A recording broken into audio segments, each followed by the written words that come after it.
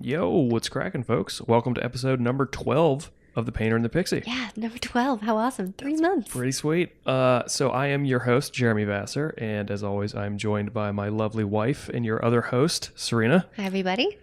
And so in this episode of the podcast, Serina and I decided we are going to start doing a little more topic-focused shows. Yeah. And we want to, in a spirit of helping, we decided that some of the things, because I got asked by some people that I know about just some general small business practices and advice. So we thought we'd start kind of going through some of our tips and tricks and subjects for small business. And in this episode, we're talking about client interaction.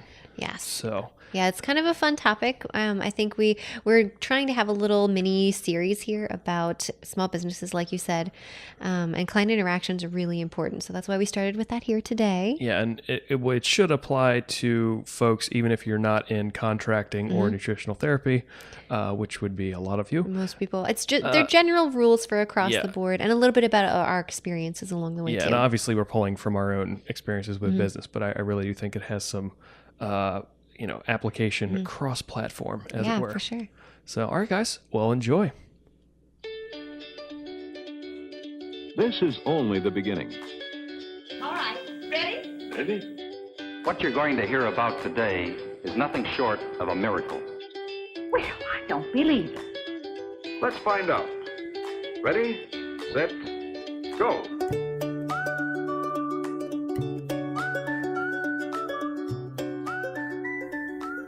Hey, what's up, girl? Hi, good morning, good afternoon. Yeah, as always. As always, it's Sunday. Yeah, it's all good. How you doing today? Good. I had a nice morning, chatted with my sister on Skype, and watched the snowfall. I know. That was unexpected. It was just like an aesthetic snowfall. It was really pretty. Yeah, it was very nice. So it's almost like fake snow, Yeah. and it's like already melting away now. Yeah, it's totally gone. I think spring can go ahead and come now. I'm ready for it. The pretty snow was pretty. Yeah. And it didn't stick around, so it's okay. Yeah, it's all right. It's not affecting the rest of our day, which is also nice. And I don't have to shovel, so it's all good. It was good.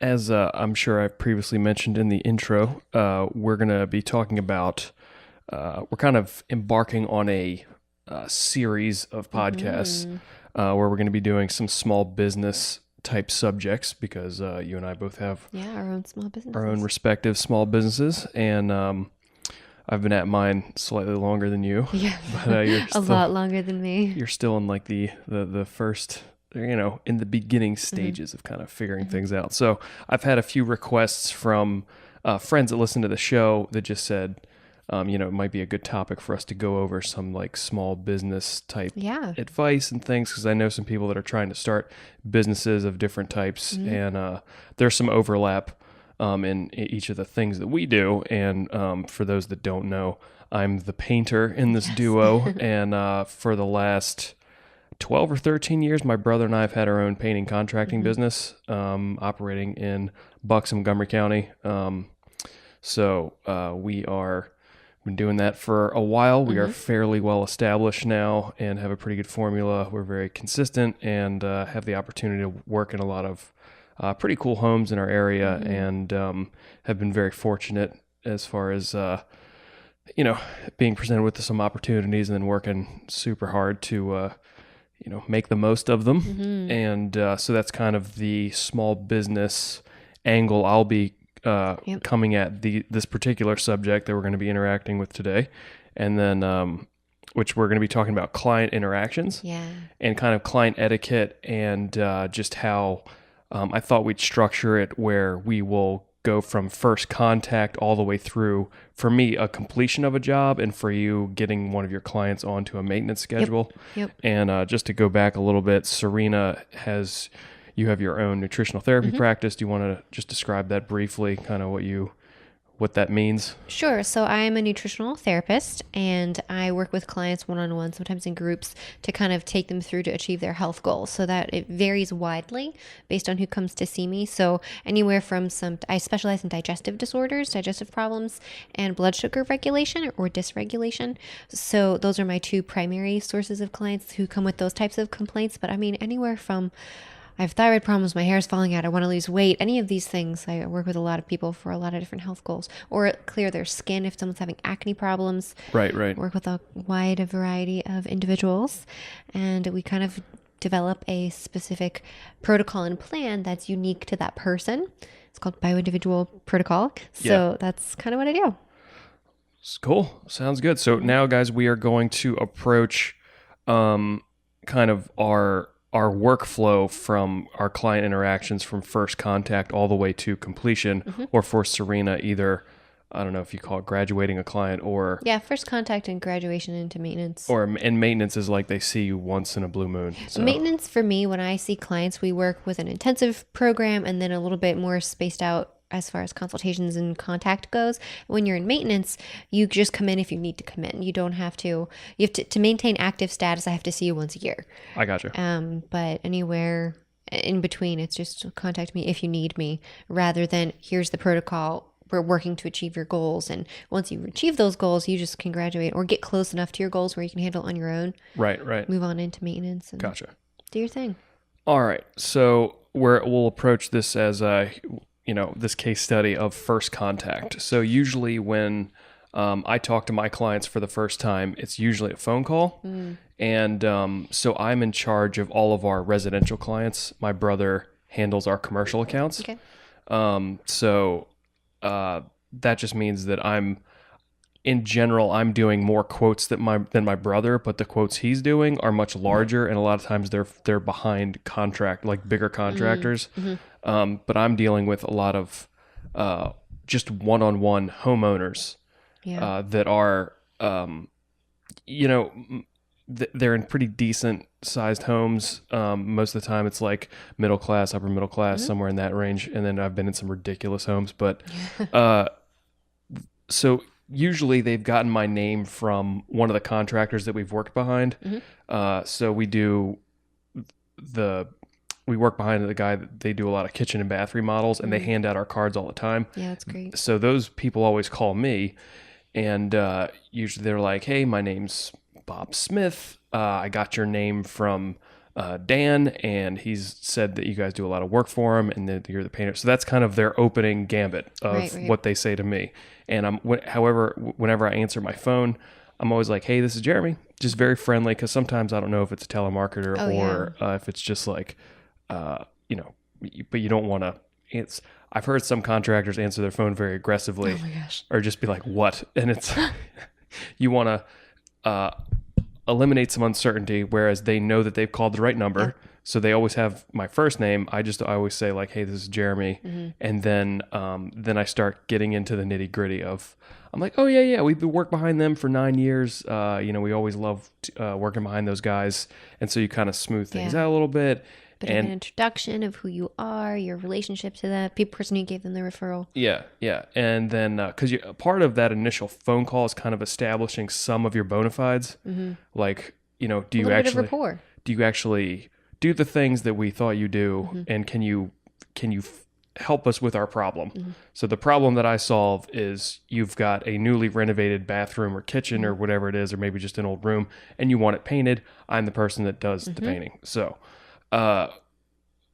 eventually we'll go through some small talk and isn't these weather crazy, the nor'easter, man, how are you guys faring with that, all so on and so forth. And then I'm like, yeah, and I stay very calm because I've done it thousands of times by this point. And then I'm like, oh yeah, hold on, let me get my book. Usually I get my book, but now I've actually switched a little bit because I have usually my AirPods in. Oh, that's true. Where I switched around the controls on my AirPods, and I can actually just double tap my earpiece and it picks up the phone call. Yep. And then if it is a potential client, I pull out my phone and open up the Notes app, and then I'll take down their information. So I'll be like, super easy. Bob Smith. I'll get his address, his contact phone number, and then I'll set up a time to come and do the quote. So for me, it's like I usually do my quotes first thing in the morning. It's around 8:30 for me, and then I have specific days that I usually do them. So it's getting to that point of you really need to get all that information because that's what I need to find their house eventually. And they'll. I've also found that some of my older clients will insist on giving me directions, and like, do you? Here's a little etiquette thing. This happens to me literally all the time, Really? like a couple times a week. And if I'm getting a lot of phone calls where people are like, yeah, do you know where Sandy Lane is? Off of this road and this road. I'm like, yeah, I have no idea. Yeah, I have GPS idea. will take you there. Yeah, I have like phenomenal GPS. Yeah. It's like if you have Apple Maps and Google Maps, like you don't need any. They're like, yeah, so there's an old wily cat next to a barn. You're gonna want to make a left after you see the cat. He's gonna hiss at you, but you need to make a left. It's like, okay, I don't need, but Thank you. But I never. It's happened so much that I'm just like, oh, I know exactly where that is. And once you have their address, you Right. really don't need any more additional information. So Just trying to be helpful, so you're in the right place. yeah. And then pretty much the same is true for sometimes first contact is an email or less and less. Sometimes I get text messages. That's happened more and more, but it's usually with former clients that do that, which okay. is a little bit different interaction than a first. It's not a time brand client. new. Yeah, there's definitely some Yeah. rapport built into that relationship already. So yeah, that's my first contact is usually a phone call, and then I'm getting their information, being super just professional on the phone, being confident, and then getting their information, setting up the my first IRL contact in real life, which is my estimate and quote. Yeah. So what is your how do people usually get a hold of you for a first go around? Sometimes phone calls. I get a lot of emails. A lot of people go on my website and they see the contact me page and then they just shoot me a little email. I have some categories set up that people can choose from: setting up their initial consultation, general questions, I need help deciding which package to go with, or any, they have some options there. And usually that's a number one contact. People will send me through my little email portal. Okay. I do get a lot of phone calls. That's probably the next most popular is phone calls. Referrals from other clients, and I like phone calls too. Those are nice. Phone calls are sometimes harder for me. I appreciate the electronic communication because oftentimes my initial contact phone call is long.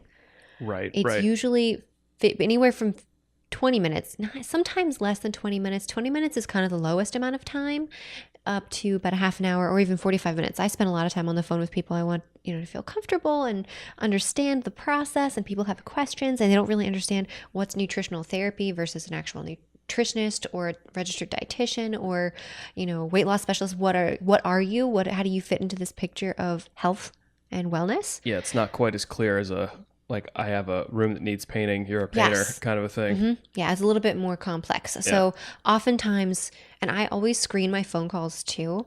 So people leave me voicemails. If you don't leave me a voicemail, I'm not going to call you back. Basically, I get so many sales calls. My phone number is everywhere. Oh, right. Yeah. Like on the internet, on my website, on my Facebook, on everything, all my, business cards and flyers and stuff. Well, I don't have any flyers, but any publication, my phone number's listed. So I get a ton of sales calls. If somebody doesn't leave me a message, I will not call them back. I need to know that you're a real person. Yeah. Well, and that's I pick up if it's ringing during the day. I always pick up, but if I'm at the gym or something and people call, then if you don't leave a message and you're a potential client, I'm not going to know, and I'm not going to call you back. So, Right, exactly. yeah.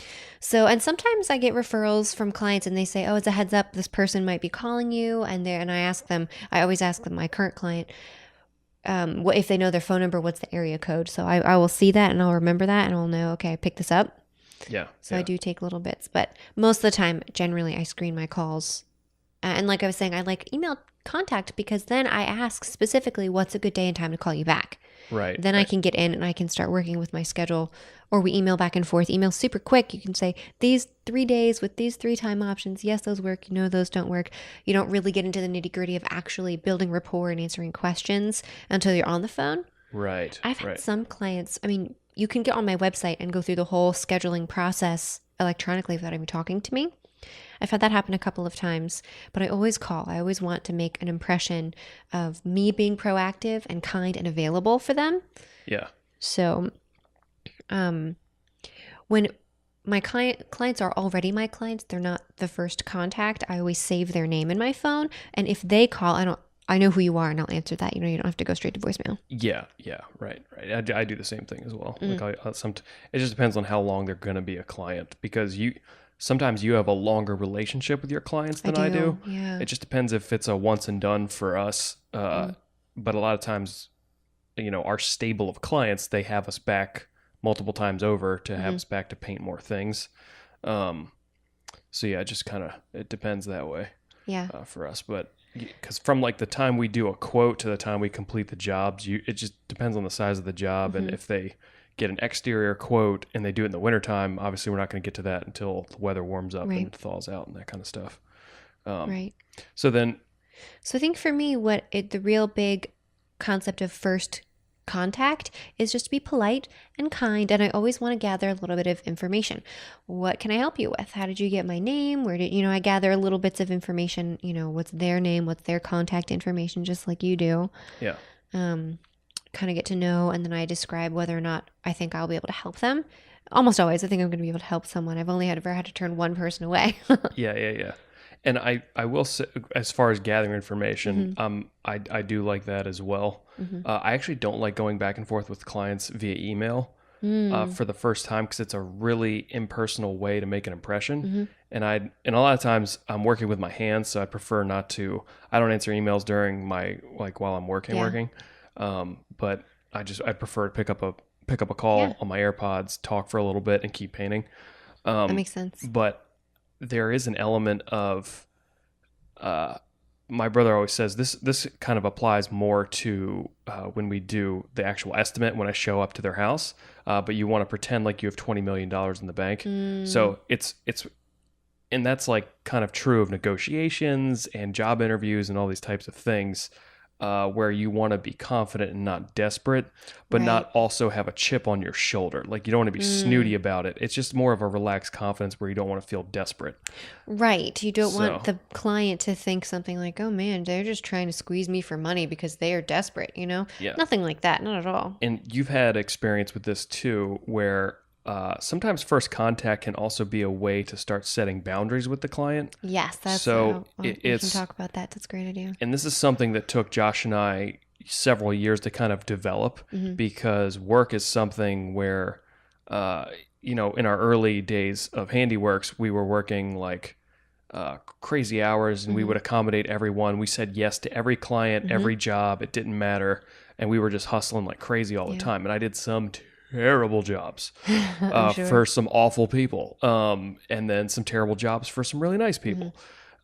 So for us, the first contact is a little bit of like sniffing each other out, where I'm really good at detecting duds now, like people are going to be potential problem clients. Okay. One of the things that happens, this is more specific to contracting than probably for you, but we get price shopped a lot. Oh, yeah. Where people are...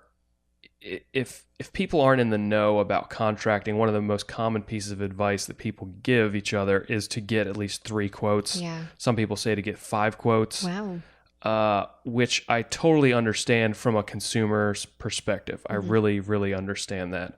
What I would say is once you find good contractors and you like working with them, then you can kind of ease back on the price shopping, which is what happens with all of our clients. If I find out via the phone, because they'll be like, oh, I have a bunch of other guys coming in. I'm like, are you having, like, how many guys are you having? They'll go, oh, we're getting like 5 prices. And I'm like, well, I'm not interested. Yeah. Because we don't compete on price. So it's just not, and those types of clients specifically are just looking for the lowest price. Right. And that's understandable. And you know ahead of time, we're not going to be a good fit. Yeah.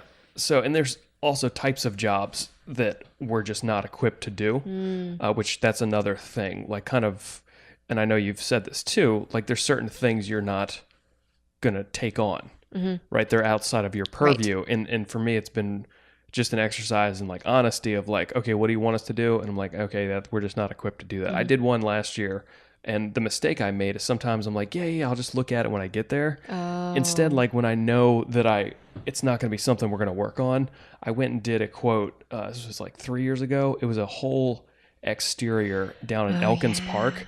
It was like 4 stories tall, this monster house, and the stucco was crumbling. It just needed so much work. And it was just one of those things where as soon as I walked, I was like, nope. Yeah, too much outside of your scope. And I could have just avoided driving down. It could have saved me like 2-3 hours.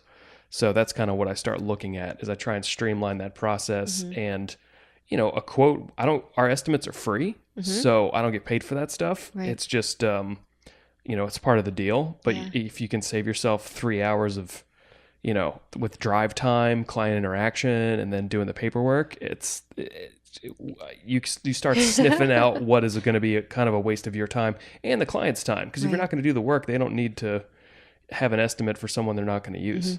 So those are some things that I kind of feel out a little bit. And, and sometimes it's like stuff that we just wouldn't do, or like some sort of random seal coating or a product it's just something in that. So I try and get a little bit more information than I used to. Yeah. It used to be name, address, time to do the quote.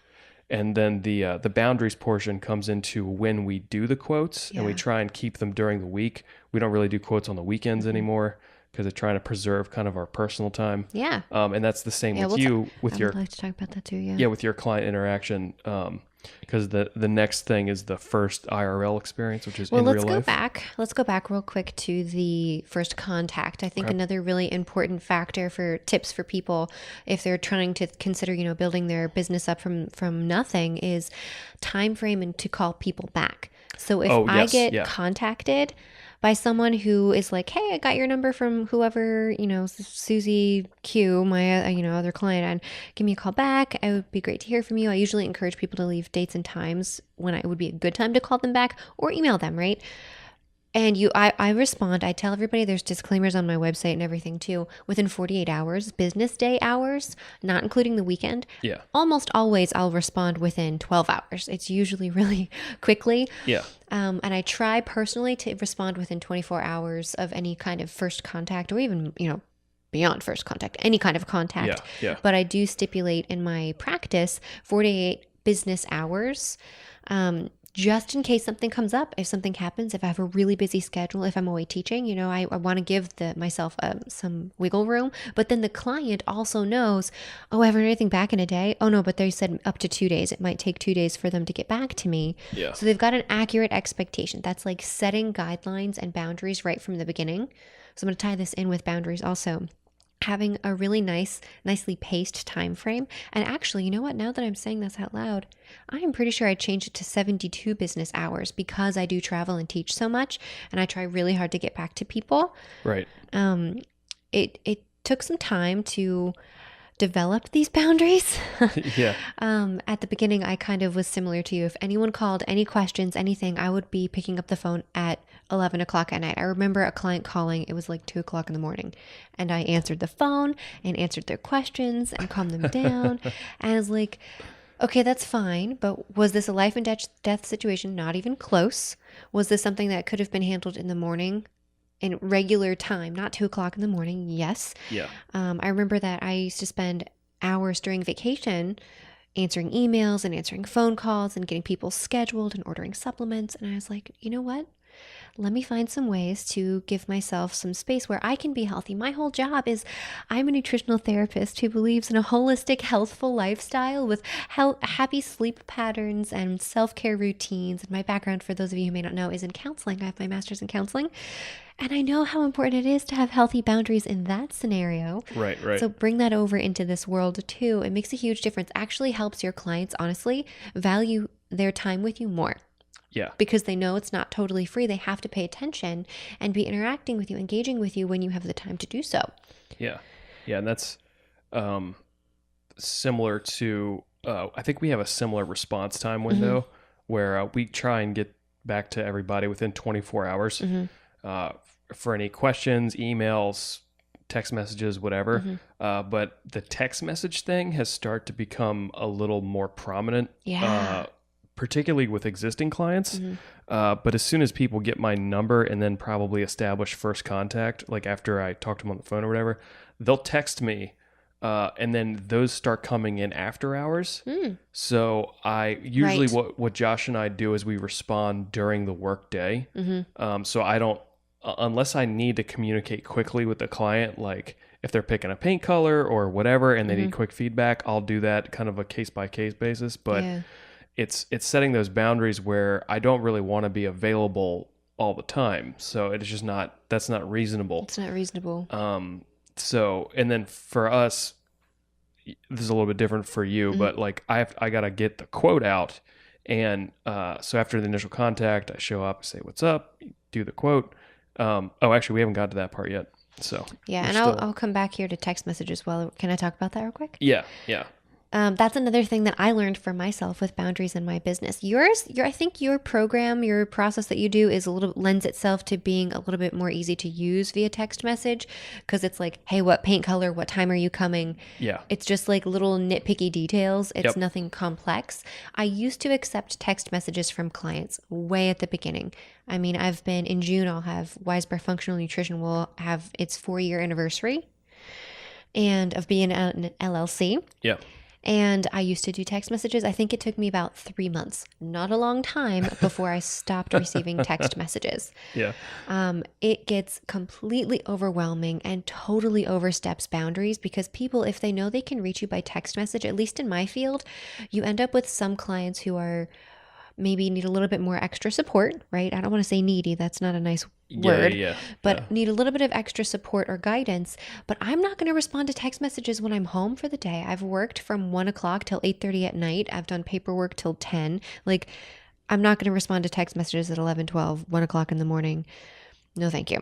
Yeah. They can really creep in They on can creep in the rest of your world. And it's not even that they creep in. Some text messages are fine. Now I have a lot of clients who send me messages, hey, traffic's bad, I'm running 10 minutes late. Yep. That's one thing. But saying I have this really complex problem or these really crazy symptoms, or like, to do that by text message, no thank you. So my compromise, what I do now, my cell phone does not receive text messages from clients. If any client tries to text me, it gets an automated response that says, please call or send an email to me, or use our messaging system through my client portal. I have a client portal. The app is on my phone. I can text my clients through the client portal. Yeah, because you use Basecamp, right? I do use Basecamp. Yeah. It's fantastic. It's super easy, and it keeps all of our client communication within their folder, which makes it so much easier for records for me. You don't have to keep records of this kind of stuff, of every single interaction that you have with a client. No. I do.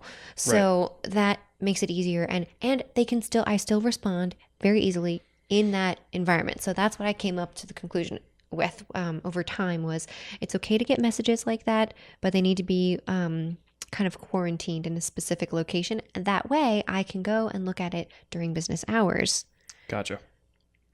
Much better. I have had so much more sanity since I made that choice. Yeah. It's very important to protect your own time as well. Yeah. Because that'll bleed into everything else. So I want to keep this moving, because we're sure we have a lot to get to. Okay. In the client interaction situation. So now let's move to IRL experience. So in real life, first contact, we're actually going to see the client. So for me, that's the quote, and this used to be something I was super nervous about, because I started doing them when I was like 20 or 21. I was still working IT at the time, and my interactions with humans, in a professional sense, was more, I worked in a maintenance department and was kind of like a maintenance schlub for quite a number of years through my teen years. And then I worked IT, which was more, I was working more with administration and CFOs, CEOs, a little more polished, a little more professional. So I was always comfortable around people, and I'm a friendly person, so I have decent interpersonal skills.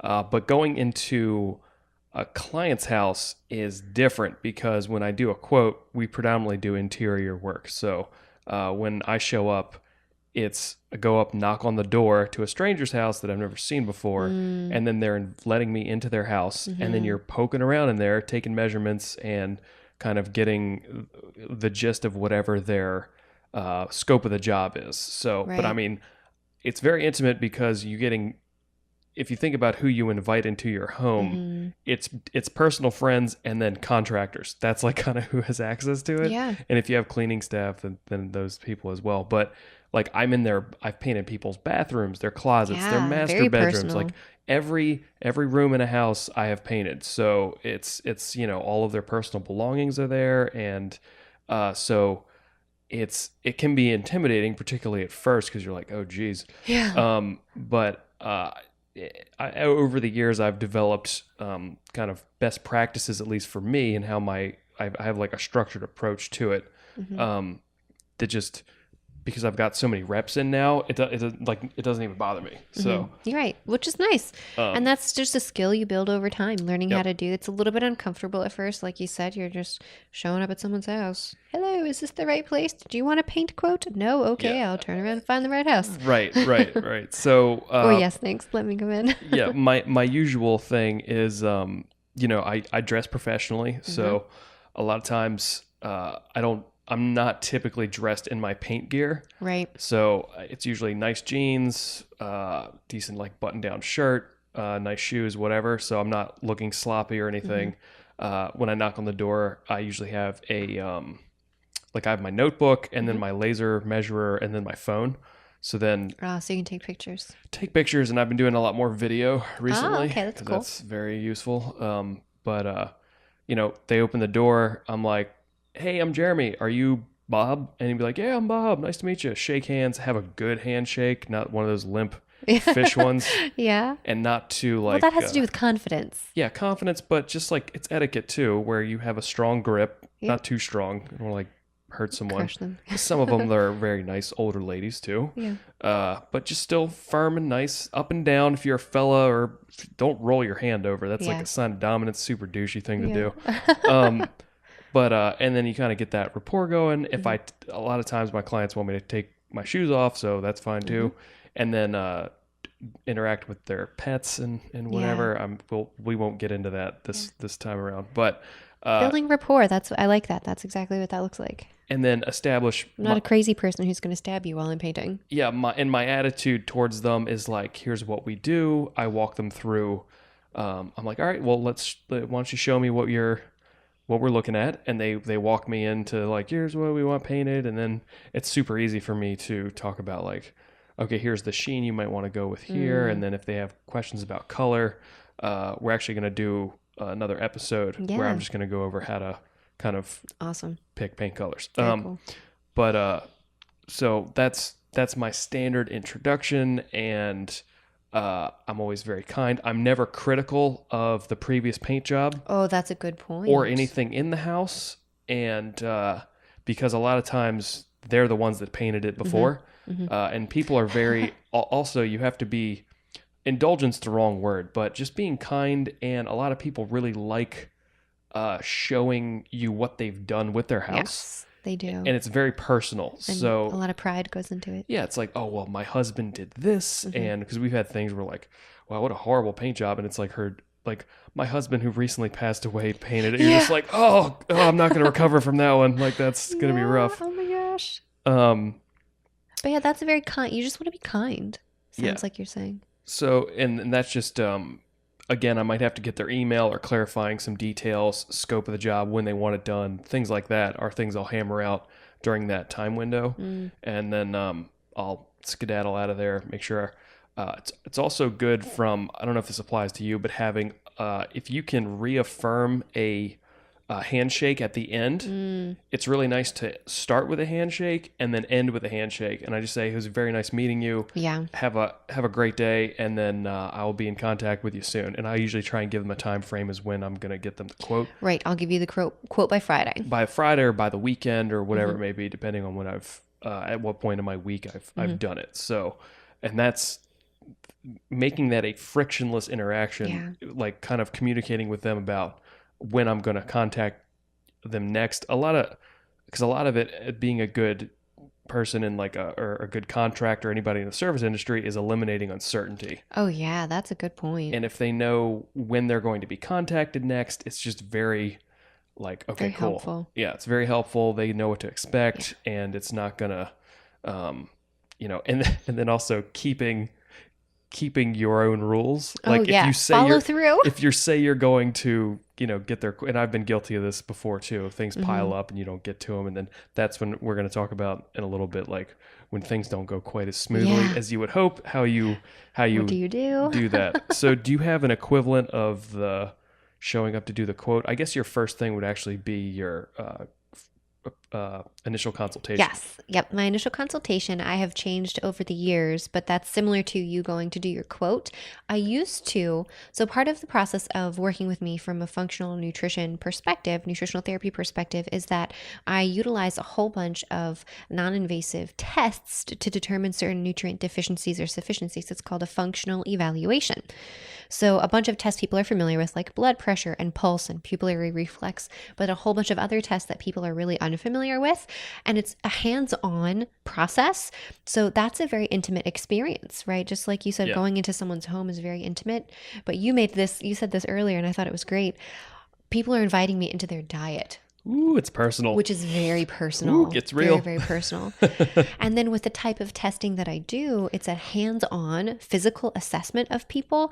That's very personal as well. You've invited me into your personal space from a respectful, physical perspective to do these tests, but also a mental perspective of here's where I feel all of my shortcomings are. Here are my symptoms and I need help getting on track. That's a very delicate place to be. So now I used to do my initial consultation and functional evaluation all in one consultation. Oh, right. Yeah. One appointment time that was 2.5 hours long.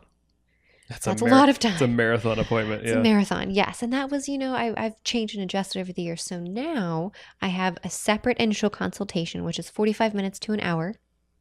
And then after that, we have our functional evaluation, separate day, totally separate experience. You've built a little bit of rapport. You've gotten to know someone. So during my initial consultation, people come to my office.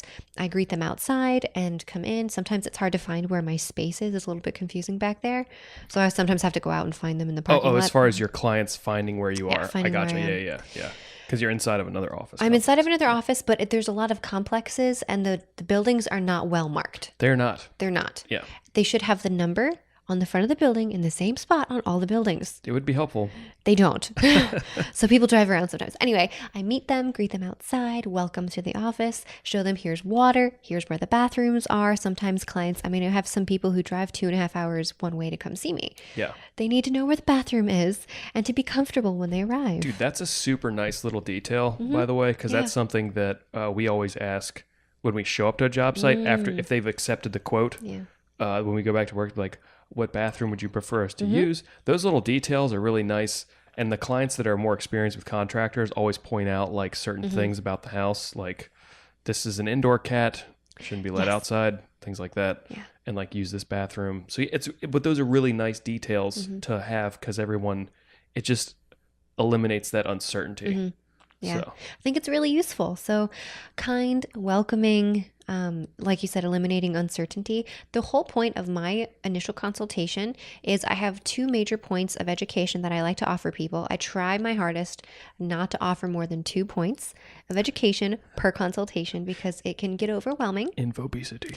Infobesity is a fictitious disease that I struggle with sometimes. It flares from time to time. So I try really hard, and that's why when I prepare for clients before they arrive, I write out my notes. I look at our previous notes. I say, okay, here's the next connecting bit of information, and it's a process, start to finish, chain linking everything together. But the majority of the consultation is me listening. Tell me about what you're struggling with. How can I help you? What have you tried in the past? Go over some health history, some concerns. What types of foods do you like? What types of foods don't you like? And kind of go over some of those details. For me, the whole purpose of an initial consultation is 1, for me to gather information so I can build a really effective protocol. That's the number 1 priority I have from a cerebral standpoint. But number 2, the other more important part for me is developing rapport. Yeah. I want to have a positive relationship with my clients so that they can learn to trust me. I've stolen a line from your dad. Don't trust me now. Let me earn your trust. Yes. Yeah. A lot of people jump in and they say, oh, you're qualified. I trust you. And I say, nope, don't trust me. Right. I need to earn it from you.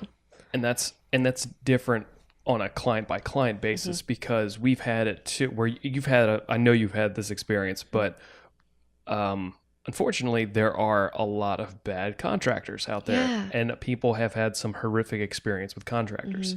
I totally understand that. So sometimes we have clients that are really leery of working with paint. I mean, contractors can really, if anyone's had a home improvement project that's gone south, or a contract like people can really mess up your home. So it's and I've been on the other end of that too. We've had some bad things, which I might get into if we have time to this episode. But you're trying to alleviate that level of uncertainty in people that have had, maybe an issue with a dietitian or something like that where it hasn't worked, or for you, sometimes it's like more traditional medical type treatment. But you have to kind of be like, that may be, and you understand a lot of, because I've had that particularly on, it's not usually on phone calls. I can get it a little bit over the phone, but when I do the quote, they'll tell me like some horror stories and like, we're just really nervous. And you just try and alleviate as much of that as you can and kind of assuage some of their suffering and just be like, it's going to be fine. Like, you know what? And one of the things I always say when I do my quote is like, and this tends to put them at ease for some reason. I'm like, look, if you decide to go with us, it's totally cool. If you don't, it's not, it's totally fine. Like, cause sometimes people get weird about, particularly if they know you. Like I've had this where like people that my family knows have called me to do a quote and then they haven't accepted the quote and then they think it's weird. So then they get weird around me, like, cause they didn't accept I'm like, I don't care. We have plenty of work to do. It's totally fine. But just giving them permission to not accept it. Yes. So that they're like, they don't feel kind of trapped into it for some reason. But yeah, cause I know you've had that happen. I have had that happen a few times. Yes. I have I'm not going to name names or be really specific, but I've had some clients who've come to me from another practitioner who practices similarly to myself, but perhaps is not necessarily the best with client interaction, rapport, being able to answer questions effectively or in a timely manner or what have you, whatever it may be. And they come to see me and are very leery. And they're like, I do not know if I can trust you because you're going to be very close to the same thing that I've experienced in the past.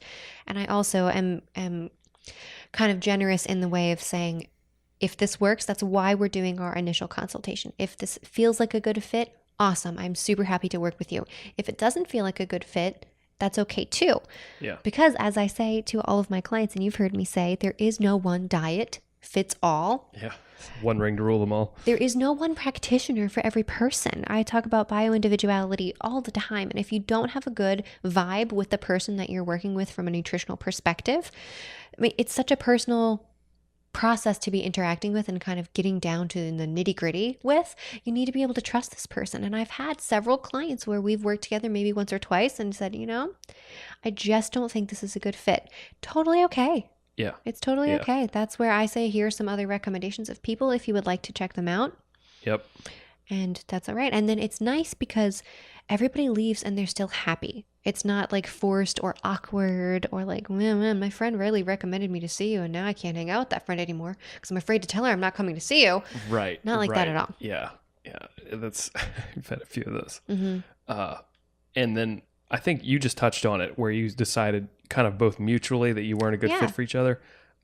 Give them permission. Perhaps earlier, like when you're starting out, whatever small business you're doing, you kind of have to say yes to all comers. You got to just get that momentum up, particularly in contracting. You're going to do some terrible jobs and you don't know they're going to be terrible until you do them. And you're like, oh, that was a terrible job. And then you start building a framework for what does a horrible job look like?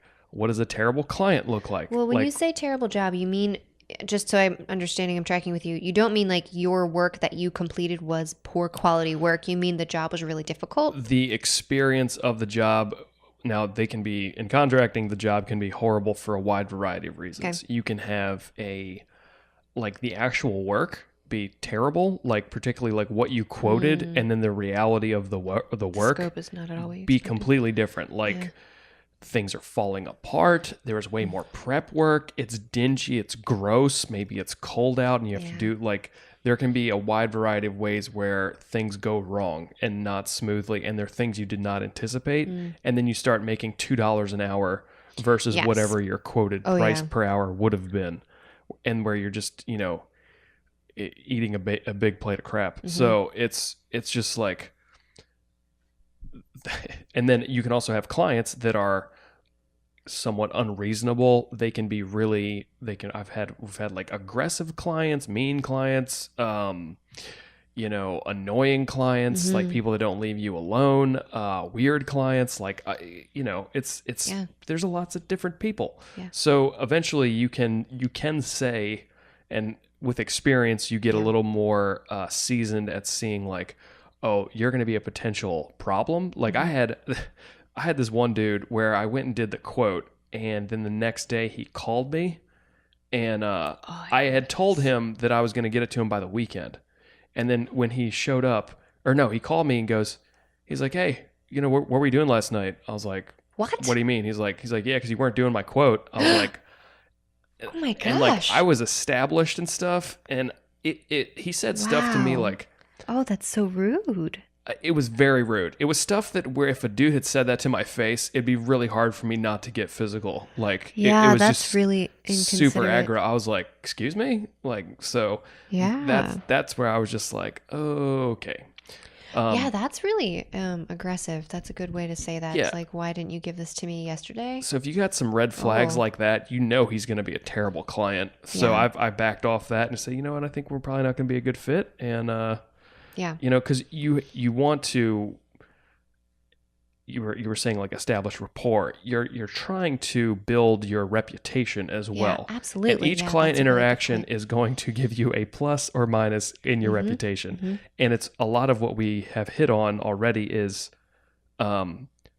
saying what you're going to do and then doing it. So follow through is massively important. say what you do and then do what you say. And that, just doing that, particularly in contracting, showing up when you said you were going to, if you're going to be late, give them a heads up, just things like that, keeping them in the loop on things. And, but there are also, because I'm on the inside of contracting, I know contractors get a bad rep a lot of times. And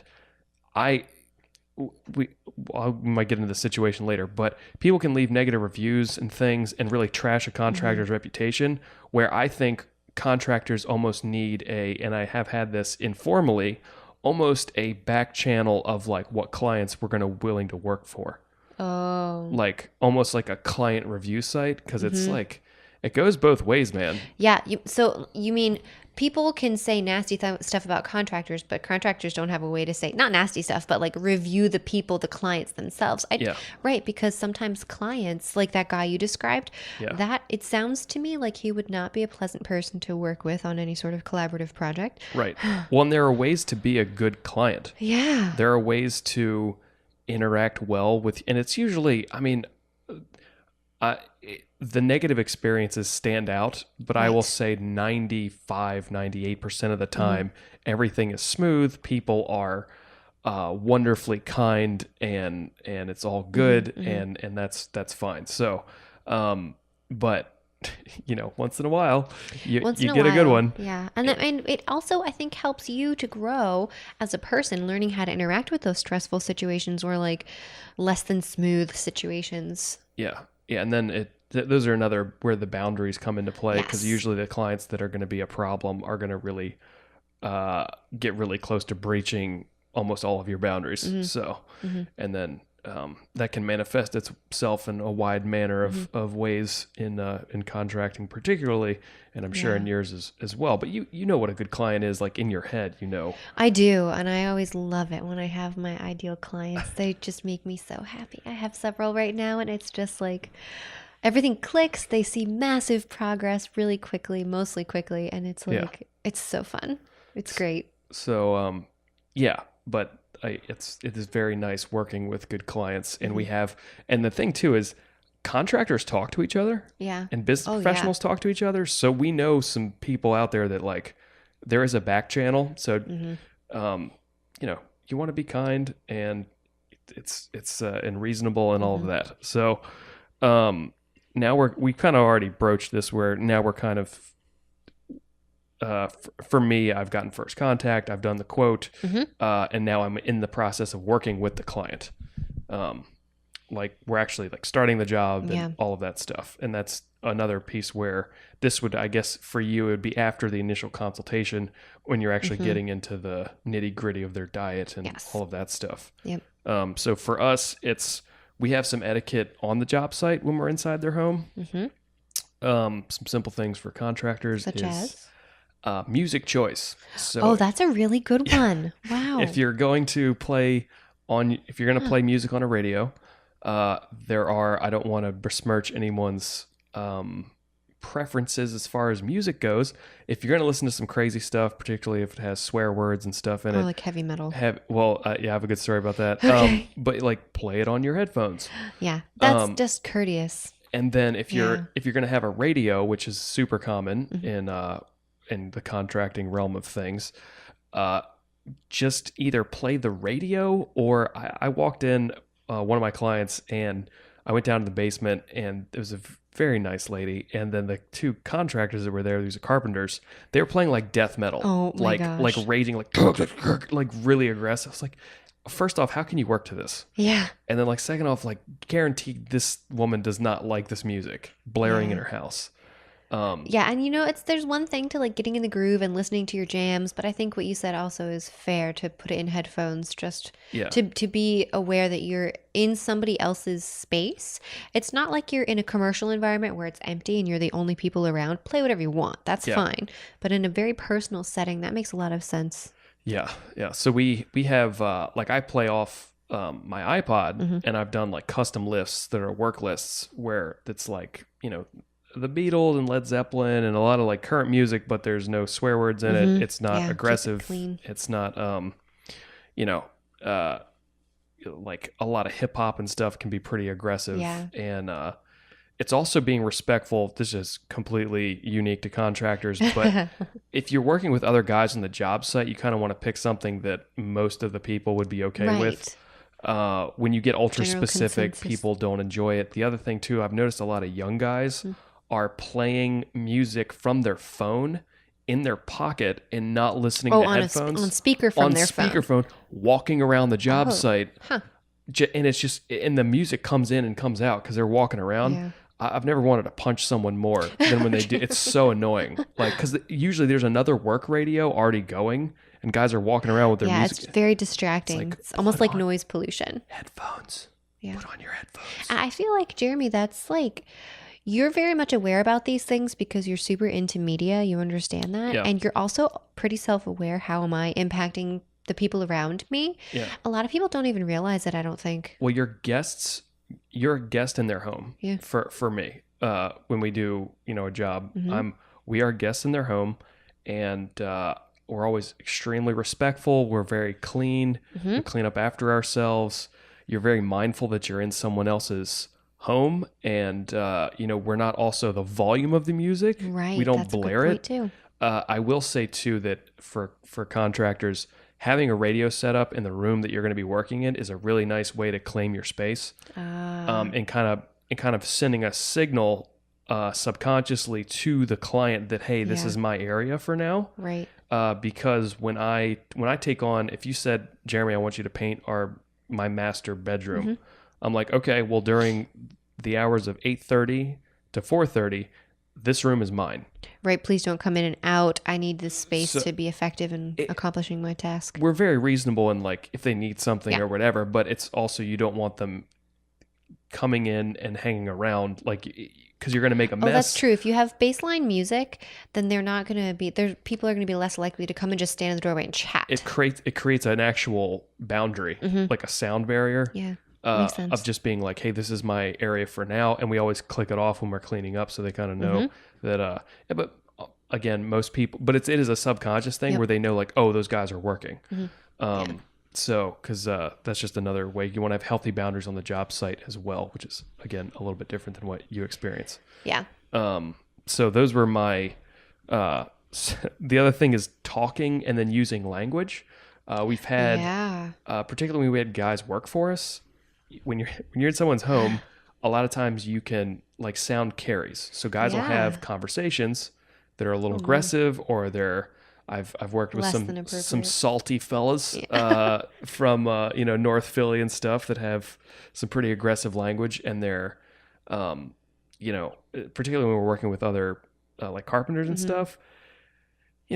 There's some, it's like the Wild West in contractors. You can have a wide smattering of personalities. So from all walks of life. So it's just keeping it like PG-13, depending on your client, and not like dropping F-bombs and talking about really inappropriate things. So kind of like keeping it to the level of your client and that comfortability. Like you need to kind of know your audience, who you're talking to, who you're playing to. It's just being conscientious and being aware of your words' impact. Particularly, like we had rules with our guys, and even for my brother and I, we don't talk negatively about the client when we're in their house, no matter what. Yeah, because you don't. Sometimes they come into the house, you don't hear them come in. That's, oh my gosh. Oh man, how embarrassing! It's not good.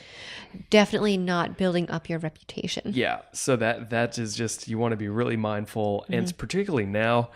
There are so many things that listen in. Oh yeah, like Alexa and Siri and all these other things.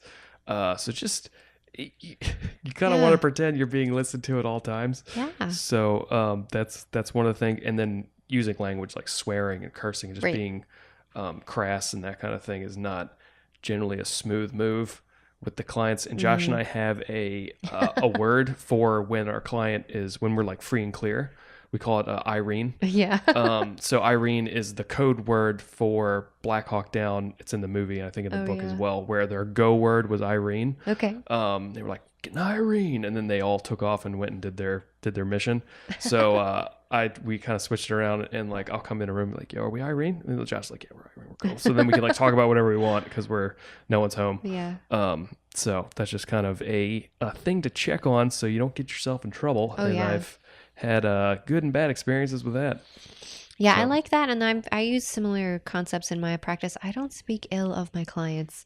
Yeah. That is, first of all, everyone's on a journey of their own, and everyone starts at a different point. That doesn't make them bad people. There may be, and I understand even from a counseling perspective, a psychological perspective, everyone's on their own journey. It is not, nothing good comes from speaking ill of somebody that you're working with or working for or collaborating with. Like, I don't do contracting the same way you do contracting, but I contract from start to finish of these goals, which can last anywhere from 3 months to 3 years. Depends on the person, what they're doing. Right. So you want to be kind and courteous and watch your language and be careful. And I modulate my language based upon my clients all the time. If I have younger kids, which I do have some younger kids, I'm going to talk to them at their age level. You know what I mean? If I have someone who is a nurse, or I've had one guy who was a doctor, you're going to be able to use more sophisticated, specific medical type language. You know what I mean? Right. So, and that's from a different, not even like cursing or anything like that, but sometimes you say crap or whatever, and people are laughing, or if they're having a really bad time, like you use it to help the situation, not to hinder it or make it worse. Yeah, so that's definitely true for me too. And then some of the best client interaction you can have is actually doing a good job. Oh yeah. So we didn't really touch on that because that's kind of an assumed thing that you're actually going to do the thing that you said you were going to do. But that can be, as far as your reputation, you want to make sure you are doing everything within reason to accomplish the goal and have your clients be satisfied and happy with the results. So, it's a little bit different than you because you actually need. I was thinking about this. I don't need my clients to help me paint. Yeah, that's true. Like, I'm doing all the work. So with you, though, you need your clients to, for lack of a better term, comply with your coaching advice so that they actually execute on the things that you recommend and follow through with the dietary recommendations or whatever changes you've kind of put forth or kind of strategy you've given them. So. Yeah, and that is different. For you, you can go and you're solely responsible for whether or not the room looks good at the end. Yeah. The job is completed effectively, completed well. It's not just me. That's where that was another thing I learned at the beginning with client interactions was it's not always my fault or my responsibility to make sure everyone's happy or doing everything perfectly up to snuff. Yeah. I had to kind of remove myself from that process a while ago to say, if somebody is not achieving the goal that they want, it's not always my fault. Sometimes it's my fault. Sometimes maybe I've missed something and I go back and I think this is a really good point. I don't know if this is from your notes for later, but being truthful with your client always. Massively important. Don't make up excuses. If you dropped the ball and didn't do a quote or didn't get back to them on time, I am so sorry. I dropped the ball on that. Here's the quote for you. I hope that it's, we can chat about it afterwards or whatever. Making excuses, oh man, well this happened or that happened or I'm really sorry, or like don't need to do any of that. Just be truthful. Here's the situation. Yep. And then follow through. That's what you said. That's being consistent and kind over time. That matters more than a lot of other things. Yeah. Consistent effort over time. Mm-hmm. Yeah. What was I saying? Clients and stuff. Oh my gosh. No, I had a point I was going to try to get to. You said yeah. Me being solely responsible for people's success. Right, I had to let go of that. That was really hard because, like you said, it's almost as if you were trying to teach your clients to be a painter. Yes. And teach them to paint the room as well as you can paint the room. Maybe that's not going to happen. Part of one of the big philosophies that I have with Wise Bear Functional Nutrition is I want my clients to not need me anymore. So it's almost like I'm teaching them to be nutritionists for themselves. Right. Almost. Right. And that's a lot of work, a lot of effort. That's almost like people are hiring me as a tutor in some circumstances to teach them how to understand signals from their body, how to troubleshoot problems. If they're having heartburn, what do I do? Don't just take Tums because that's not going to solve the problem. How can your body if you have a symptom, your body's communicating with you. What is it saying? What does it mean? How do I take action based upon that? So it is a huge amount of transfer of information. It's a nebulous process. There's not a very clear start-finish date for most people. Yeah. Like for you, it's like we finished the room. Yeah. We're done. We're done. Yep. Mm-hmm. And there is, because I was thinking your initial consultation, a lot of times you're talking through and telling them what the process is going to look like. Yep. And projecting accurately. Even you telling them the process is an educating experience because that's a big part of doing the quote for us is telling them exactly our process, educating them on why we're going to use the type of products that we're going to use. This is where the hours actually come in on the painting side. It's actually the prep. It's not the actual application of the finished product that takes the time. It's all the prep and everything that we do beforehand. And so the better that I would just advise contractors that do this, you can educate your clients about, particularly, you don't want to have the sticker shock. That's one of the hangups that we get is like people are shocked at the price sometimes, not all the time. People that have experience hiring people kind of know how much stuff costs roughly. Yeah, but if it's brand new, they don't know what they're expecting. And then talking about being honest with people, this kind of struck me as one of the hangups that can happen in contracting, which I've gotten better with over the years, is change orders. Yes. What happens is when you start a job, a lot of times the job will bleed into other parts of the house. And the client will say, hey, can you do this? Can you do that? Can you do this? And they'll add things. And then if you just say yes, and then you slap them with the bill at the end, that can be rough because they're like, for sure. Well, they holy don't crap, realize what's coming. I had no idea it was going to be that expensive. Or if the job just starts taking you way longer because of this and that and the other thing, and you just say like, if you just hit them with a big change order at the end, that's like $1,000 more or whatever the price is. Yeah, it's a big difference. Like, what? And that can be a really bad place to be. Upfront. And then you just want to be upfront along the way when you see those problems surfacing or those change orders surfacing, just being really upfront about it, be honest, be like, hey, I thought this was going to take this amount, and like maybe you can work out a deal and bring your end down. When this happened a lot was when we were doing wallpaper removal. Oh yeah, that's just not fun. Insider pro tip from a painter.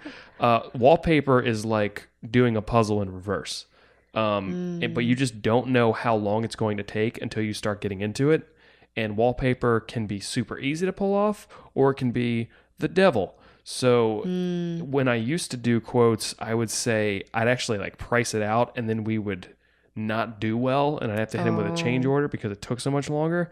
And then I started moving over to wallpaper would be removed on a time and materials basis, but I would not put a range of price in there.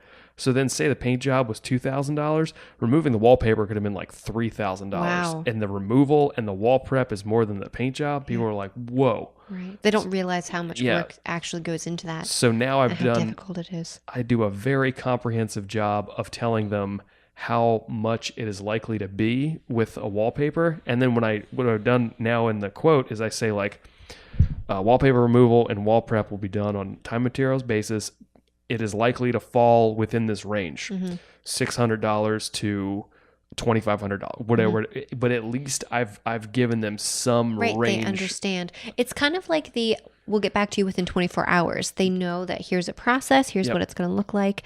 It's very helpful.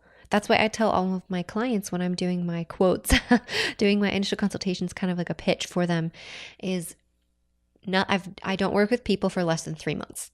We have to work on a 3-month beginning process because there's very, very few issues people are dealing with from if you want to repair from a nutritional perspective, very few things can be resolved in less than 3 months. That makes sense.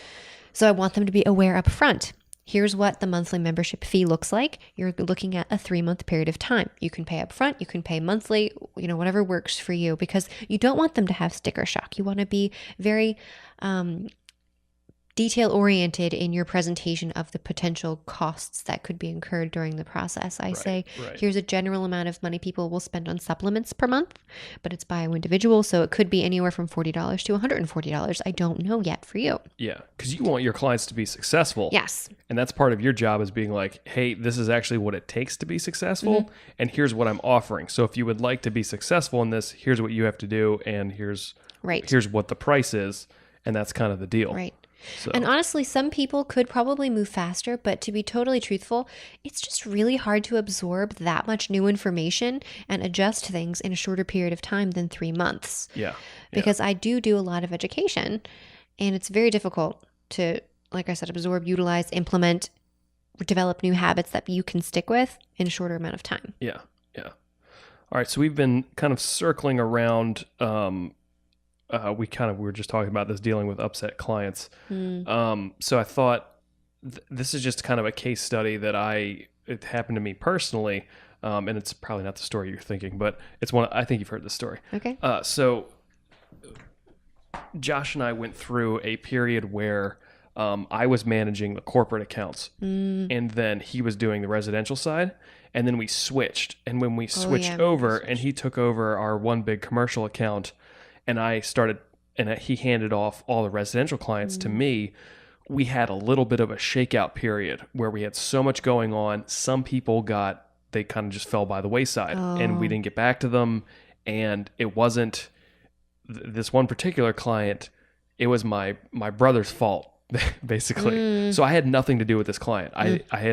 He did not contact me. I did not do the quote. I did none of that. I believe what happened is my brother, he got contacted. He did the quote. Oh, okay. Or had just not gotten back to this dude. And so then my brother had sent out these emails of like, you need to contact my brother if you have any, because he's taken over the residential stuff. So I got this call, my client Joe, and called, and we had never worked for him. Brand new. This is brand new. Not a good first impression. I picked up the phone. I said, hey, this is Jeremy. And he just lit into me. Oh my gosh. I mean, he was just like, this is bullshit. You guys haven't gotten back to me. And he was pissed, absolutely pissed. Wow. And I was like, whoa. So just ringing me out on the phone, and I was like, okay. And I didn't defend myself. I was like, you want to listen? It was, I let him blow the pipes out, and he got it all out. And then I was like, Joe, I'm really sorry.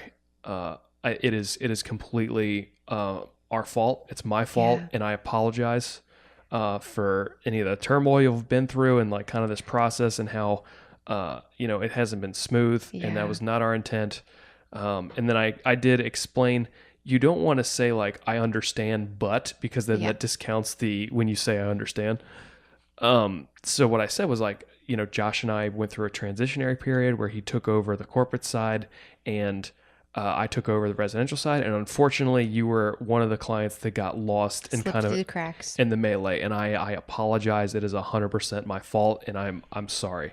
And it just completely diffused it. Good. And then I said, like, what can I do to make this better? And we scheduled a quote. I came out, did the quote, and this was years ago, and he is one of my favorite clients now. So I fun. love Joe. That's He's great. such a good dude. Retired Lansdale police officer, and like just he does the most prep of any of our clients. Wow. Like he almost like pre-preps the whole room. Like sometimes he spackles, but he'll like take stuff out. He's retired, but like he'll like pull off the face plates and center the furniture. So all the stuff we would normally do. That's but great. He's great. So, but that's an example of someone who was furious with me. I never met this dude.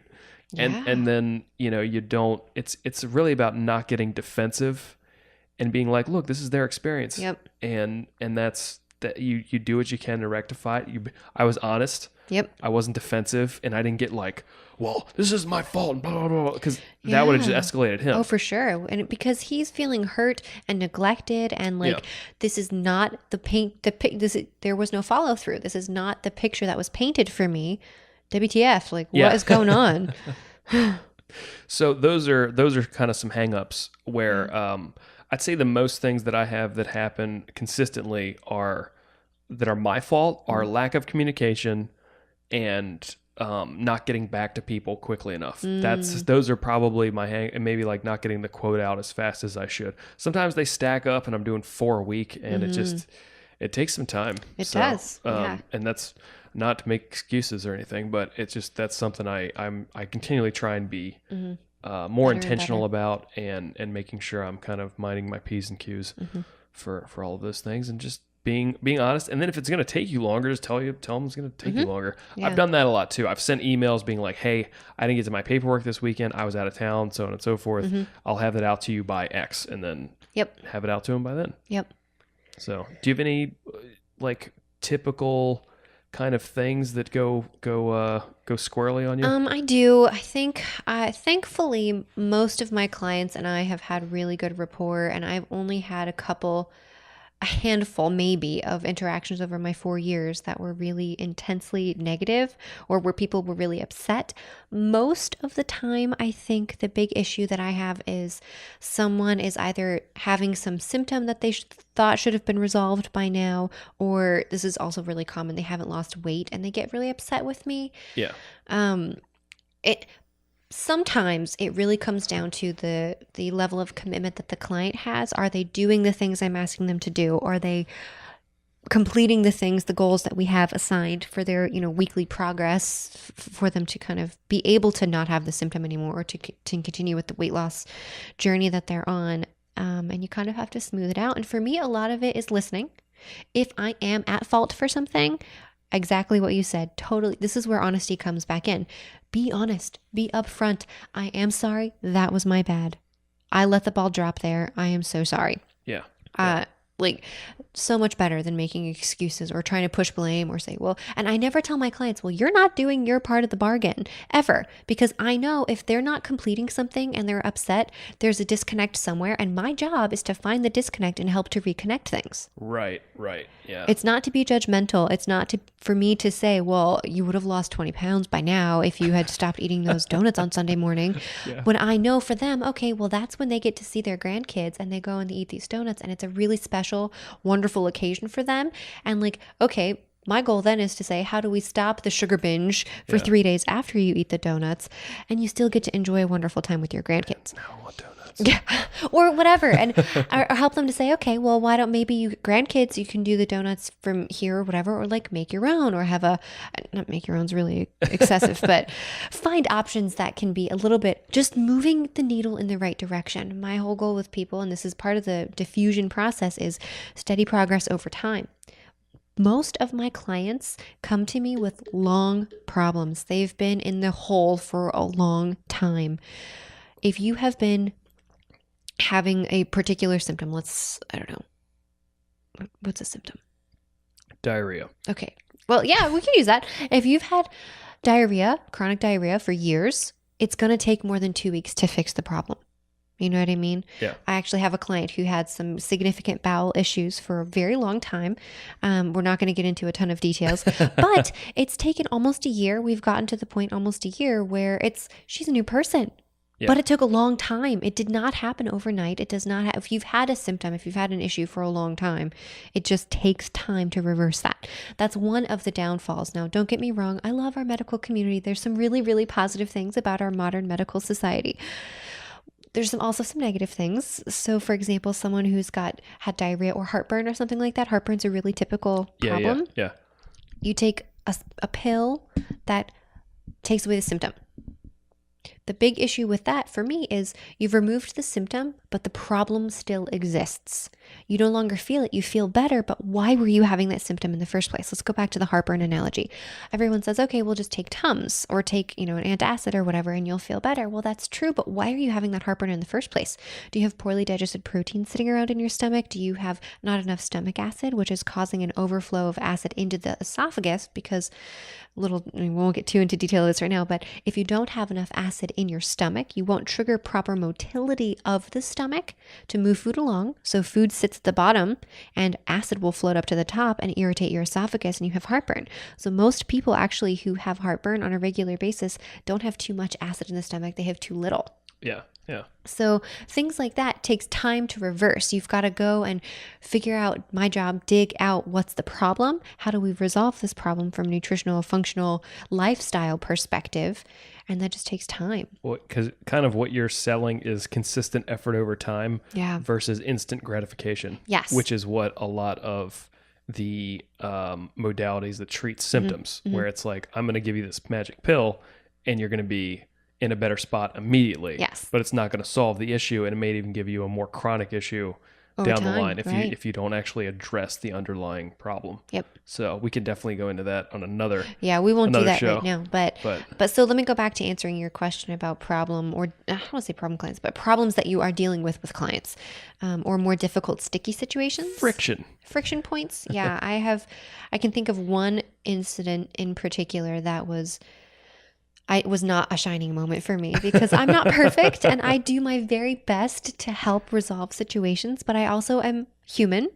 And sometimes my cerebral part of my brain takes over from my emotional part of my brain, and I don't pick up on all the emotional cues that I should be picking up on sometimes. So I remember a specific instance with a client who I only saw her twice and she never came back. She was asking me specific questions. I'm totally not going into details. Yeah. And kind of goading me. And I took the bait, and I didn't know I was taking the bait until it was way too late. And then things sometimes people are looking for a scapegoat. Yeah. And it's really convenient to blame your nutritionist for your problems if you're not doing the work to resolve the problems. Yeah. So I've had that a couple of times. And I have to just let that energy go. Say, okay, out of my hands. I did what I could do. Then when I realized I was bit and got myself into some hot water, you try to cool the water down. Yeah. What can I do to remedy? Yeah. To remedy the situation? Most of the time I'm pretty smooth. A lot of what you said, I'm going to echo back, even though I've said a whole lot already. Reflecting their feelings, listening to them, not being judgmental, not being defensive. I understand this is a really difficult time for you, or not even I understand it, because that can be a hot button for people. They're like, no, you don't understand. You've not been in my shoes. Right. I actually try really hard not to say, I understand. Stay away from that phrase with a 10-foot pole. Yeah, that may be is better. I do say that may be. Or I say, it really sounds like this was difficult for you to deal with. Yeah. And that's it. You just want to reflect it. They want to be validated and heard and understood. If you show them that you understand, you don't have to say, I understand, and they get it. And that resolves most of the problems. This sounds like it's been a really difficult experience for you. You're going through so much at home, your personal life, your husband, your wife, your kids, your family, your whatever, your dog. And I can see that this has been a challenge for you. Yeah. That's it. Yep. Give them space to process. You work through it. You're kind, you're honest, you're generous. I give a lot of time to my clients. You kind of talked about how some jobs you make $2 an hour. Yeah. Sometimes I work for free. I give a lot of time to my clients because my goal is for their success. Absolutely. And if that means I do this a lot too. I have my healthy boundaries, but I do check messages on Saturdays. And if there's something going on, I will get back to them. They know that. And most of my clients don't abuse that process. If it's something that can wait till the Monday, it's totally fine. But I want them to know that they are my priority, and them being successful is my priority. Yeah. And then the client interactions get way, way smoother once they're long-term clients. Yeah. It's a completely different process than that initial consultation, than the first contact, any of that stuff. It's a completely different ball game when I've got clients that I've worked with for over 10 years, and it's we're friends. So it's it's a whole different, that's why we Totally. didn't get into that. But Yeah, absolutely. And, Totally different scenario. going off what you said, where it doesn't go smoothly and you take responsibility for it, that's something that I bring up over and over again with my clients when they're talking about other contractors. I really watch my mouth about shitting on other Yes, contractors too. absolutely. Anybody else in my field, whether it's a painter or a carpenter or whatever, because I know a lot of them. So and it's just not. It's not a no one benefits from that usually. It's not a positive thing. Speak kindly. But what I say is the mark of a good contractor, or in your case, someone in the service industry, health professional, whatever, is not how well they do when the job goes really smoothly. Yeah. It's how well they take care of issues that arise. How well they take responsibility for problems that crop up, and when things don't go smoothly, how are they addressing those issues? Yep. And I always say that to my clients. I'm like, I don't make any promises this is going to go 100% smooth, but if something happens, I will fix it. Right. And I always tell that's something, wrapping it up where how I close the job out, which you don't really have this that much. I'll talk about my transition to maintenance. Yeah. Okay. We'll come back to that after this. So like something I say is, we're done. We've done the final walkthrough, and this is something I say, and I have said for years, and almost no one takes me up on it, but it's a little safety thing that I do where I just say, I say this to all my clients. I'm like, we're done. Usually I've labeled the paint for them and I've said it's over here.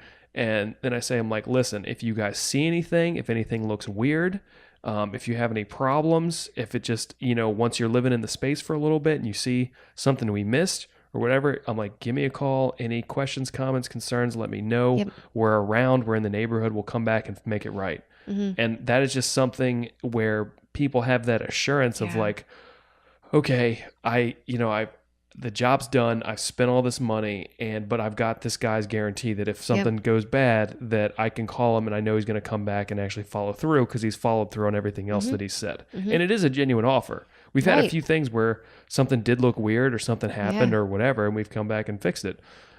So that's just kind of how that's the period at the end of the sentence. So aside from, emails and stuff. Yeah, it's a very nice closer. It's just about offering assurances and kind of an accurate prediction into the future. That's what I try to do with my clients, is say, here's what the process is going to look like. I'm going to be with you through the whole thing. I don't have a really good, for most of the time at the beginning, you don't have a good idea of how long it's going to take to help someone achieve their nutritional goals. That's why I say minimum of 3 months. And we work together on that process and just take step forwards from there. But you want to be accurately projecting for them to the best of your ability. We think this is good. We finished our final walkthrough. Everything looked good to us. If you find something that's not right, we'll come back and make it right. You want to offer them that assurance so that they know that their time and their money is well spent. Yep. They're in good hands. You can alleviate any, people have like buyer's remorse and stuff too, things like that. So just if they give them a little bit more, assurance, they're in a good spot. Yeah. So for me too, with clients moving into maintenance, I always say to them, you are well on your way to achieving your goals if you have not achieved the goals. So some people are really smart and quick and they can just take the information and run with it. Most people need support. I mean, that's why things like a group projects and things are so successful, because you have a built-in support system. Oftentimes, I'm my client's only support system. One of the big things I work with them to do at the beginning of their time with me is find somebody else in your world who can be a support person for you. Yeah. Contact them, email them, somehow ask them to jump on board with you, because changing anything in your life is hard and you need someone who's going to be supportive and help you along the way. I'm here for that, but not long term. And I'm not going to be able to be like a friend. It's a professional role, not a friend role. Right. So when they move into maintenance, they get there online, they can log in and, they can schedule themselves as needed. They're done with their prepaid packages and what have you. So they can contact me. I say, any questions, comments, concerns, anything, you just let me know. Most of the time, if someone contacts me in between visits in maintenance, now maintenance for me is anybody who sees me less than once every 3 months. So if you see me once every 3 months, you're in maintenance. Yeah. Sometimes every 4 months, sometimes every 6 months, depends on the person and what they need from me. And usually I'm very kind with that. And I say, if you contact me and you have a question and it's like, doesn't take me a long time to respond to, 10, 15 minutes. I don't charge them anything. If it's a consultation process, hey, I've got all these things going on and it takes me 2 hours to write them an email back, then I say, all right, let's make a little consultation here and figure this out. So I want to be supportive along the way. Most people are really great. And then I often, or not often, I have some messages that come out attached to their birthday and some other dates that it's like, just to remind them that I'm available. Happy birthday. Here's a gift card. If you want to come back, here's $20, some time. Yeah. And then things that I remain in contact with them, like if I have updates or newsletters or whatever, I make sure to include them so that they feel like they're still part of the process. Yeah. It's really nice. It's very smooth. Everyone's always happy. Well, and I've described what you do sometimes as, particularly in our current American food system, is basically a jungle full of lots of things that can kill you. And it's a pretty sketchy landscape. And you're kind of like the guide that will be like, okay, it's a good idea to eat that. Don't eat that because that's probably poison. Right. Helping to navigate that jungle. Sometimes with some people's diets, the changes they have to make are somewhat extreme as far as what they're used to than the standard American diet. So, and that is counter to our culture and all of that. So like you said, having suggesting a support system and things like that are super important, but because you're kind of, like you said, sometimes you're it. Yep. You're the only one thinking the way that you're thinking. Yep. It's you and them. So that's yeah. And I do have some clients, and any of my clients, if you're listening, totally take me up on this.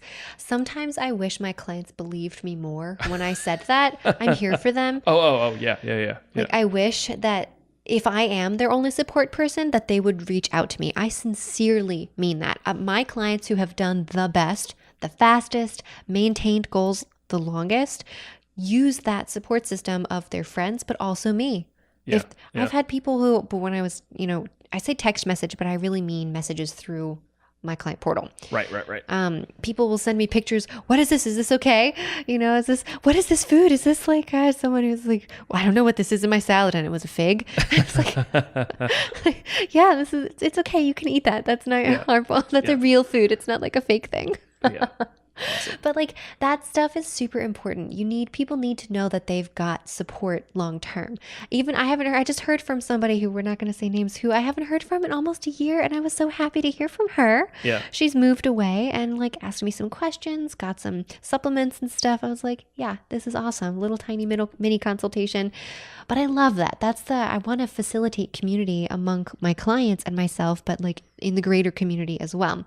So that's kind of the goal of maintenance, is when you know you've got an established support system, when you're pretty much generally on track towards your goals or have achieved your goals, or you've got enough going where you don't need to see me very frequently, but you are still making progress. That's the whole process. I tell my clients all the time, and you've probably heard me say this, working with me is like a race. But it's not a race against time, and it's not a race against anybody else. It's just start line, finish line. The finish line is your goals. If it takes you 10 years to get there, I don't care, as long as you're able to take steady steps forward. Yeah. And often, actually, in my experience, people who take a little bit longer to develop these practices do better over time. Yeah, there is that sustainable. Yes. Like the sustainable effort. A lot of people can sprint and hold it together for a little while, but it's those sustainable habits that really make the impact over the long haul. For sure. Because I've had people who go like hardcore, and in a month they lose all this weight, or they get their blood sugar balanced, and then like they crash hard, and for 6 months they're just crazy. Which is also true if you're a professional interacting with your clients. You want to have sustainable. A lot of the framework stuff that Serina and I talked about during this show is as much for your clients as it is for you. Yeah. Giving yourself time windows, giving yourself some boundaries, that will make whatever business endeavor you're participating in much more sustainable for you long term. Giving yourself like, I even have standard emails that I send that I don't have to rethink about what's the proper way to do this. So when I send invoices and quotes, it's pretty much a standard format with some personal touches in there. So it's like those types of things. If you're engaging in a business and things like that you're, a small business, you might be on your own, but you're dealing with your clients. You want to come up with a sustainable framework for you and your business to flourish, where your clients feel cared for, and also facilitating a good reputation along the way, and then kind of protecting that. So Right. And then protecting yourself from burnout at the same time. Right, You right. can do that effectively. I have a lot of students coming up who are like, I need to have all these hours. I need to be available. And I'm working all day on Saturdays. And it's some people, I mean, that's fine. You can totally work on Saturdays. But if you're working so hard that you're completely burnt out by the end of the week, that's not a sustainable way to practice. Yeah. And to help people, you need to make sure that you're able to function too. So that's where healthy boundaries are wonderful. It's kind of like dog training. Dogs do great when they have a context. They need to know this is acceptable. This is not acceptable. We pee outside. We don't pee inside. Right. And they do well. Humans are that way too. I don't know why we think we're different. We do well with context and boundaries. Well, and there are times where you have to work a lot harder. Yes. And you're going to play with the end of that burnout zone, but overall you're going to be, within a relative reasonable range of effort and output and so forth. Yeah. So, And that is true. You do have fluctuation where sometimes you're working long hours and really hard. But if the end goal is still to be sustainable, yeah, that's better. it's a reason, a season, a lifetime. Yeah. So, Yeah. all right, man. Well, I think we nailed that one. Yeah, I think that was pretty good. Great topic. I hope you all enjoyed that one. And we will have some more, I think, small business topics coming up in the next couple shows here. And that is it for us, folks. Thanks so much for listening to episode number 12 of The Painter and the Pixie. Woo, 3 months. Yeah, we hope you enjoyed. We hope you learned something. That's kind of one of our big goals with this podcast here, is to help people to learn and grow and maybe interact with ideas in a way they haven't interacted with them before. Yeah. So yeah, I think it was a pretty good show. I hope you guys liked it. Yeah, some actionable intelligence. Yeah, absolutely. Some good tips. So if you liked our show, please, our ask for you for the next week here, or even beyond that, is to share with your friends. If you had heard something that was really impactful for you and helpful today, pass it along to someone else. Yeah. Share the joy, share the wealth of information. Yeah, that's kind of the goal of what we are. Not kind of. It's the goal of kind of the series we're putting together here over the next couple weeks, as well as kind of with this show, is have kind of online resources for people that can kind of get passed around, and hopefully we are titling them and then making them accessible enough so that they can be passed around effectively. So word of mouth is how I and my brother built our business. Yeah, me too. And it is my preferred method of marketing is to make something awesome and then have it to get passed around. Yeah, So when other people think it's awesome and pass to other people who think it's awesome, that's great. yeah, so we're gonna keep doing this, and we will see you next week. So Yeah. Until Beginning then- of month 4. yeah, man. Will next week be April? We have one more. We have more weekend in March, right? No, this next week will be April, right? Is it? Easter. Yes, that's Yeah. right. I think Monday's April 1st. I think Sunday is Easter. Sunday is? April Okay. 1st, yeah. Okay. Anyway, we'll see you all then On the next one. on the next episode.